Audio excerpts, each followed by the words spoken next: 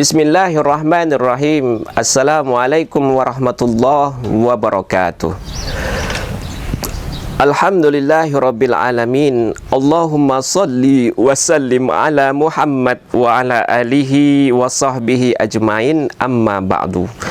Para pendengar yang dirahmati oleh Allah Subhanahu wa taala, salah satu ciri-ciri daripada orang yang bertakwa di sisi Allah Subhanahu wa taala, kita bisa melihat firman Allah Subhanahu wa taala dalam surat Ali Imran. Ketika itu Allah Subhanahu wa taala berfirman, "Wasari'u ila maghfiratin min rabbikum wa jannatin 'arduhas samawati wal ard u'iddat lil muttaqin alladzina yunfiquna fis sarra wad dharra'i wal kadhimina al ghaidha wal 'afina 'anil nas wallahu yuhibbul muhsinin." Yang artinya adalah, bersegeralah kalian untuk memperoleh maghfirah ataupun ampunan dari Allah Subhanahu wa taala. Yang mana ketika kita memperoleh maghfirah ataupun ampunan dari Allah Subhanahu wa taala, Allah akan menyiapkan bagi kita jannatin arduhas samawati wal ard, surga yang luasnya seluas langit dan bumi, uiddat lil muttaqin, yang mana itu semua Allah sediakan bagi orang-orang yang bertakwa. Orang-orang yang bertakwa seperti apa, kata Allah Subhanahu wa taala? Yang pertama, ciri-ciri orang yang bertakwa dalam ayat ini adalah alladzina yunfiquna fis sarra wad dharra, yaitu orang yang mau meninfakkan, orang yang mau menyedekahkan hartanya, baik dia dalam keadaan susah ataupun dalam keadaan senang. Ketika dia memiliki banyak harta melimpah dari Allah Subhanahu wa taala, dengan senang hati ia mau menginfakkan hartanya di jalan Allah ataupun untuk membantu orang lain, ataupun ketika dia sedang sempit, ketika dia sedang susah, bahkan dia sanggup dan rela untuk membantu orang lain, untuk menginfakkan hartanya kepada orang-orang yang membutuhkan. Karena Rasulullah sallallahu alaihi wasallam bersabda, "Wallahu fi aunil 'abdi ma kana al-'abdu fi auni akhi." Allah Subhanahu wa taala akan senantiasa menolong hambanya selama hambanya mau menolong orang-orang lain, selama hambanya mampu dan mau menolong saudara-saudaranya. Selanjutnya, ciri-ciri orang yang bertakwa adalah alladzina yunfiquna fis sarra wad dharra wal kadhimina al ghaidha, orang yang mampu menahan emosinya, orang yang mampu menahan rasa amarahnya, orang yang mampu menahan lisannya untuk tidak memarahi orang lain, untuk tidak memaki orang lain, untuk tidak menjatuhkan bahkan merendahkan orang lain. Inilah ciri-ciri daripada orang-orang yang bertakwa di hadapan Allah Subhanahu wa taala. Karena itu Rasulullah sallallahu alaihi wasallam bersabda, "La taghdab walakal jannah."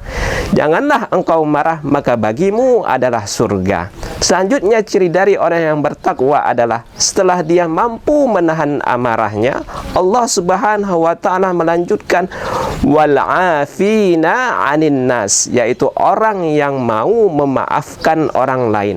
Karena belum tentu orang yang mampu menahan amarah ia mampu untuk memaafkan orang lain.